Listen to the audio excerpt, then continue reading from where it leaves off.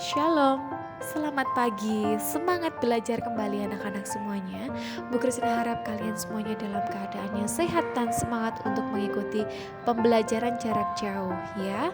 Nah, tepat di hari Senin 25 Januari 2021, kita akan belajar tema 5 subtema 4, yaitu dengan muatan pelajaran PPKN dan Bahasa Indonesia. Bu Kristina akan membahasnya satu persatu. Kali ini kita masuk ke PPKN terlebih dahulu dengan materinya penerapan sila keempat Pancasila di tempat wisata. Salah satu kegiatan berwisata yang kalian lakukan ketika kalian ada di sekolah adalah study tour. Study tour ini mirip-mirip seperti kegiatan pembelajaran di luar kelas atau outing kelas. Namun kalau outing kelas, durasi waktunya jauh lebih pendek. Pagi kalian berangkat, siang kalian pulang. Kalau study tour ini durasi waktunya bisa lebih dari 1 hari. Adapun pengertian study tour adalah kegiatan pembelajaran di lapangan. Tujuannya kalian harus melihat dan mengamati. Karena ada sesuatu hal yang harus kalian pelajari ketika kalian mengunjungi tempat-tempat wisata tersebut. Ini yang paling penting anak-anak, ada peraturan-peraturan yang harus kalian patuhi ketika berwisata, baik itu kegiatan study tour ataupun outing kelas. Tentunya tidak boleh pergi sendiri tanpa pengawasan guru atau pemandu wisata. Buang sampah sembarangan, itu tidak boleh dilakukan ya tentunya.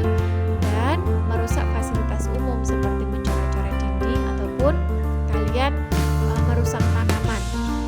Biasanya tempat-tempat wisata tersebut memiliki aturannya masing-masing.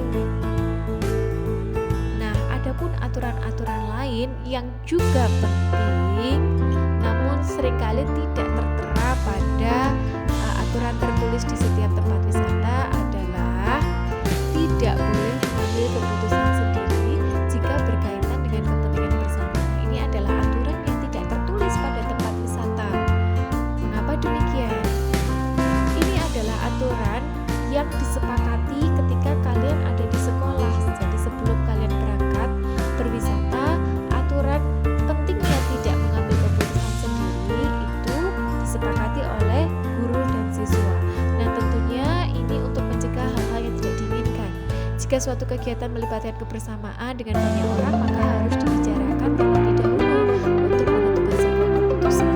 Nah, membicarakan masalah bersama-sama untuk mencapai suatu keputusan yang adil atau bijaksana adalah penerapan sila keempat Pancasila.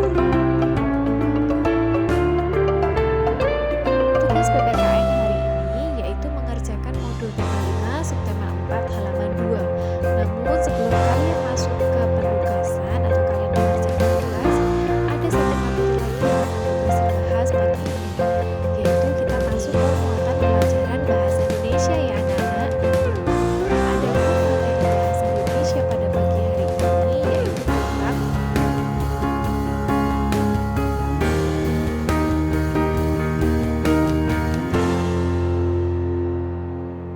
ungkapan permintaan tolong. Seperti yang kita tahu bahwa dalam kehidupan sehari-hari baik di rumah, sekolah, ataupun di lingkungan masyarakat, kita membutuhkan pertolongan orang lain atau bahkan sebaliknya, orang lain yang memerlukan bantuan kita atau pertolongan kita. Dalam kehidupan sehari-hari, saling tolong-menolong merupakan kegiatan yang umum yang kita lakukan atau kita alami. Nah, berikut ada gambar percakapan antara Benny dan salah satu pengunjung wisata. Mereka ini belum saling kenal, namun Benny mau meminta tolong. Bisa kalian perhatikan di modul kalian juga bagaimana cara Benny meminta tolong dan bagaimana cara si turis ini merespon kalimat permintaan tolong yang Benny ucapkan. Nah, anak-anak, ada poin penting yang harus Bu Kristina sampaikan. Jadi ketika kalian bertemu dengan orang yang baru kalian kenal, cara meminta tolongnya adalah seperti ini. 1. Nama dan maksud. Jadi sebutkan dulu nama kalian, lalu kalian mau meminta tolong apa? Apa maksud kalian meminta tolong? Yang kedua, jangan lupa ketika meminta tolong harus mengucapkan kata tolong atau permisi. 3. Sopan. Ini penting anak-anak.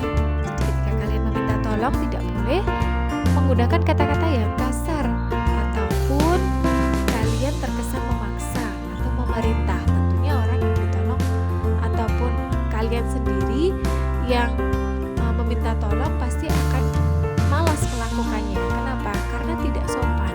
Jadi kesopanan ini harus kita perhatikan dengan baik. Yang terakhir, yang keempat, ucapkan terima kasih ketika kalian sudah ditolong. Nah, ini juga penting ya anak-anak. Keempat hal ini harus kalian lakukan ketika kalian meminta tolong. Tentunya ketika kalian meminta tolong kepada orang yang baru kalian kenal. Namun kesopanan juga harus kalian perhatikan. Meskipun kalian sudah kenal, tapi tetap harus menggunakan kata-kata tolong, mengucapkan terima kasih, dan mengucapkannya juga tidak boleh terkesan memaksa atau menyuruh. Adapun tujuan kita meminta tolong kepada orang lain adalah karena kita membutuhkan pertolongan mereka, kita membutuhkan bantuan mereka. Jadi ketika kita minta tolong dengan baik dan sopan, maka orang lain pasti akan meresponnya dengan baik. Ya. Adapun tugas BI hari ini